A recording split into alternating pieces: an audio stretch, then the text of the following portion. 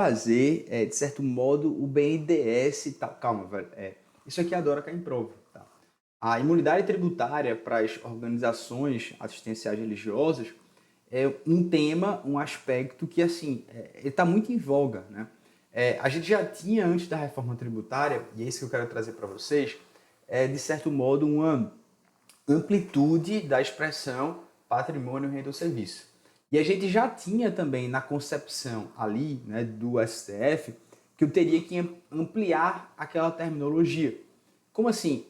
Professor, eu tenho uma instituição religiosa, mas a instituição religiosa, ela no fundo tem um braço que ele presta um assistencialismo.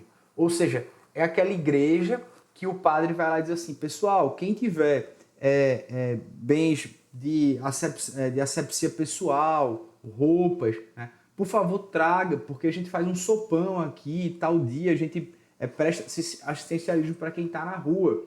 Então, o Supremo Tribunal Federal, ele abrangeu, de certo modo, essa imunidade tributária também para essas entidades. Então, o que é que o Supremo decidiu aqui nesse tema de 336? Olha, as entidades religiosas podem se caracterizar como instituição de assistência social para se beneficiarem dessa imunidade tributária do artigo 150, 6C da Constituição Federal. E o que é que está abrangido, professor? Será que somente os impostos estão abrangidos? A imunidade vai abranger não somente o que a gente chama de patrimônio, renda e serviço, porque isso aqui é uma interpretação literal da Constituição Federal, e, de certo modo, ele fala assim, mas também o que for importado para utilizar nos seus objetivos estatutários. Veja que coisa interessante, né? Significa, portanto, que se você tem uma imunidade para essas organizações religiosas, que, por exemplo, eles importem, sei lá, velho, eles importem o vaso que faz a sopa, né? A panela que faz a sopa. Se a panela que faz a sopa ela é utilizada na consecução dos objetivos estatutários, ou seja, prestar atividade de sopão, por exemplo, ele não pagará imposto de importação. Professor, que viagem, ou melhor, que coisa simples para mim. Não é super simples assim não. Por quê? Porque se você novamente olhar o artigo 150 da Constituição Federal, ele só fala em patrimônio. O que é imposto sobre patrimônio? Imposto de renda é sobre patrimônio. O que é IPVA, melhor dizendo, né? Eu até viajei. O IPVA é imposto sobre patrimônio, renda é imposto de renda e serviço, por exemplo, ISS. Então, quando ele fala imposto de importação, importação não está aqui dentro, não está na interpretação literal. E aí, de certo modo, você tem que perceber que a importação, por mais que não seja imposto sobre patrimônio, renda ou serviço, também está dentro. E isso foi o tema 336 de repercussão geral. E aí, conforme a colega Alessandra falou, né, trazendo um outro tópico, mas que também tem correlação, a imunidade religiosa, digamos assim, dos templos religiosos, ela não abarca as maçonarias, tá? Porque, segundo o Supremo Tribunal Federal, as maçonarias, elas são não são uma ideologia de vida, melhor dizendo, né? Não é um templo religioso. Então, deixa eu escrever aqui para ficar mais fácil. As maçonarias, e eu vou colocar aqui diferente, não abrange as maçonarias. Porque as maçonarias, elas são uma ideologia de vida, né? Segundo o entendimento do Supremo Tribunal Federal. Beleza? Show de bola? Professor, descendo um pouco mais, a imunidade tributária, ela abrange somente os impostos, e aí, se isso cair em provas, mudou, tá? A imunidade tributária, ela não alcança tão somente os impostos, ela alcança também a CBS, tá? Isso é importante para que vocês também não errem em provas. Professor, como assim? Porque com a reforma tributária, nós tivemos um leve acréscimo. Nós temos agora que a imunidade recíproca, ela atinge todos os impostos, mas também atinge a CBS, porque o IBS e a CBS seguem o mesmo tipo de imunidade. Beleza? Massa? Show demais. Professor, outro tópico que adora cair em prova. Imunidade tributária recíproca das sociedades de economia mista, tá? Como assim? A imunidade recíproca das sociedades de economia mista, ela é bem interessante porque Via de regra, a gente fala que a imunidade ela só deve alcançar União, Estado, DF, município, mas nós poderíamos ter, por exemplo, as autarquias e também as fundações públicas. Então você falaria, professor, então significa que as sociedades de economia mista, empresas públicas, elas não estão abarcadas pela imunidade recíproca. E eu balançaria a cabeça e falaria que você tem razão, né? Não diria que está errado. Só que a jurisprudência do Supremo Tribunal Federal, ele trouxe a perspectiva e a possibilidade de abrangência também da sociedade economista. Em todos os casos, professor? Não foi em todos os casos, né? Nesse caso, o que a gente está querendo dizer é o seguinte: para que uma sociedade de economia mista ele possa ter, consequentemente, a imunidade recíproca, ele vai ter que ter pelo menos 3 requisitos a serem preenchidos. E eu posso até dar um zoom aqui para facilitar para você, e eu peço desculpas novamente. O primeiro requisito seria que a prestação de um serviço público, então eu tenho que ter um serviço público ali, né? Não pode ser um pleno desenvolvimento de uma atividade econômica. Não pode ser uma empresa pública ou uma sociedade de economia mista que desenvolve alguma atividade puramente econômica.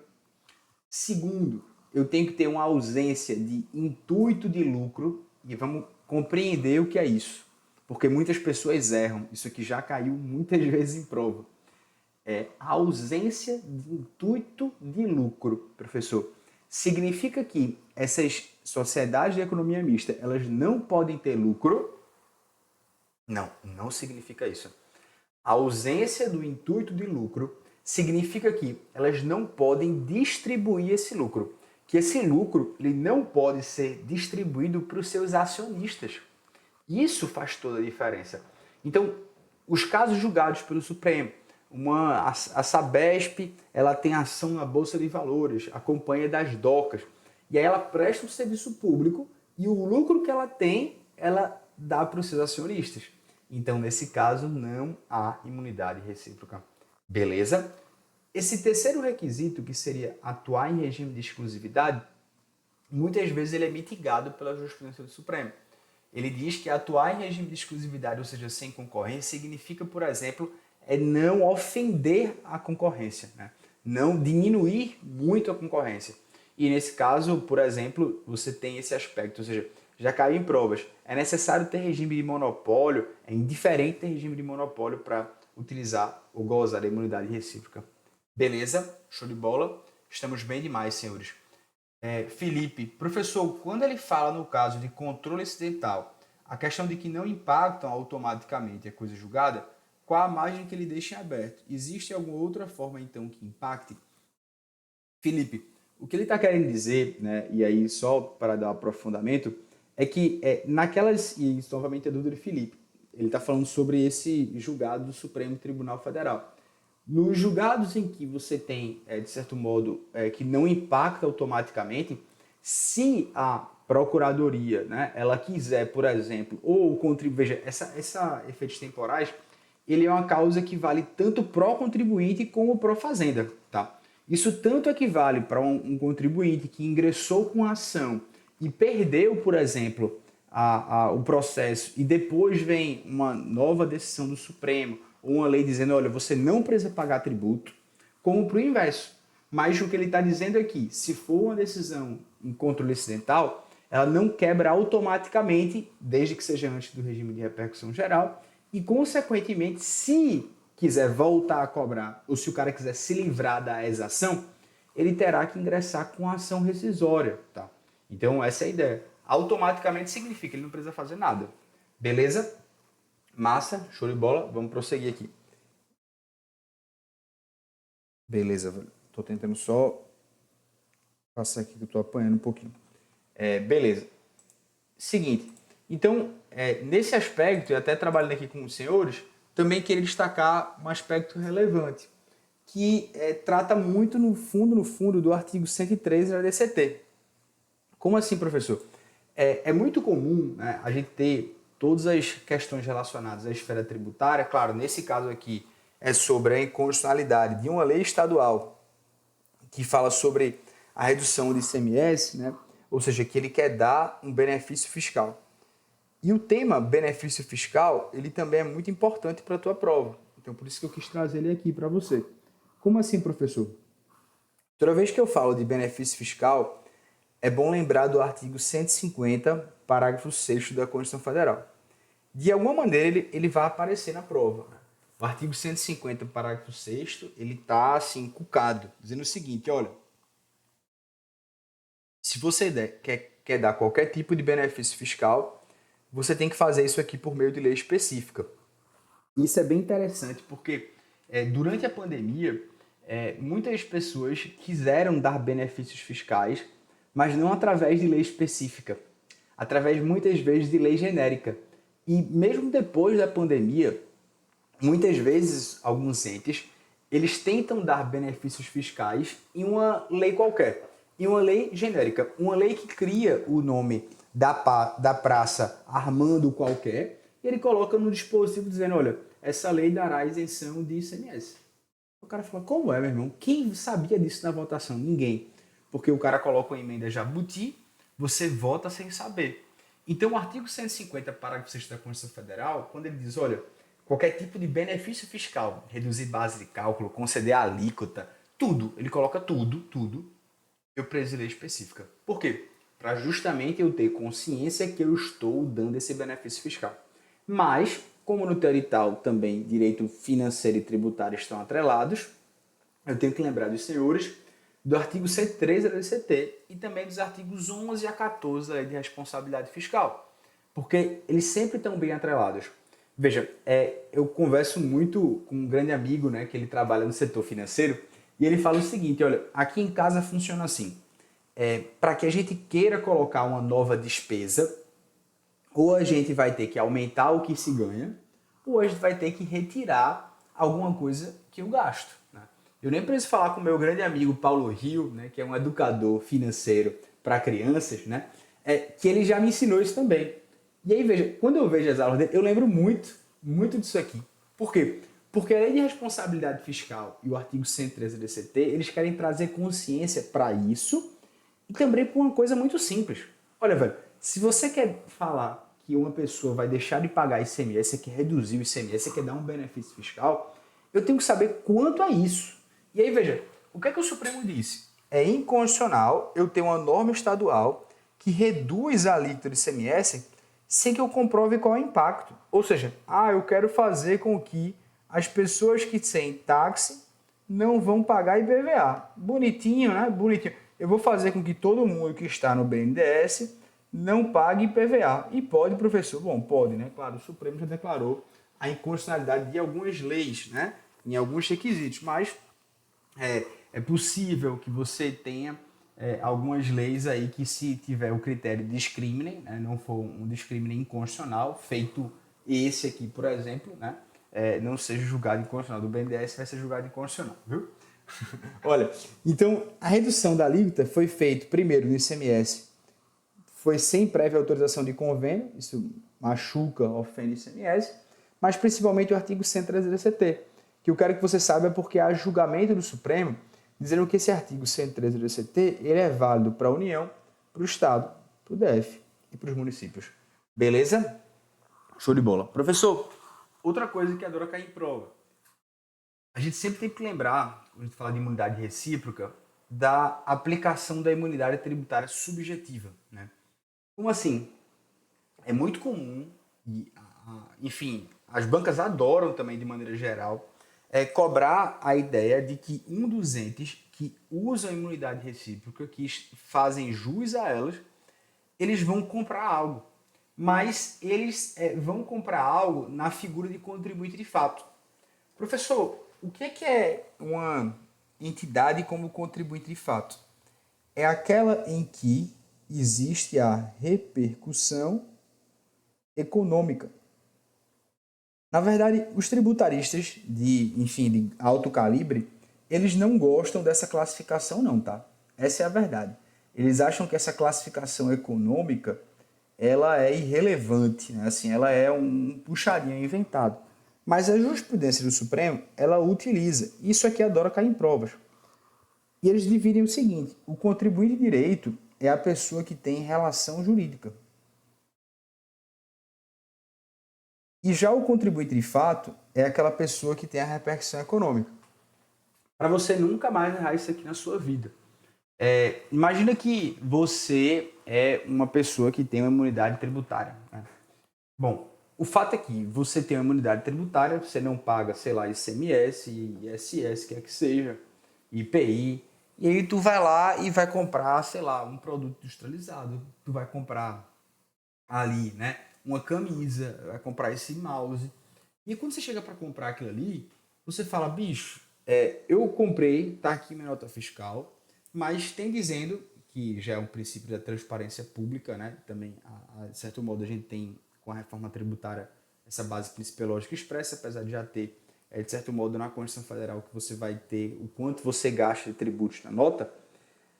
Eu paguei R$ 30 de IPI, de ICMS. Que danada é isso? Eu não tenho imunidade tributária? Aí é essa hora que você chega e fala, ô bonitinho, você não viu a aula, né? Por quê? Porque o que você está comprando a mercadoria, a sua posição, ela é do contribuinte de fato. O contribuinte de fato é você que tem imunidade, você está sofrendo a repercussão econômica.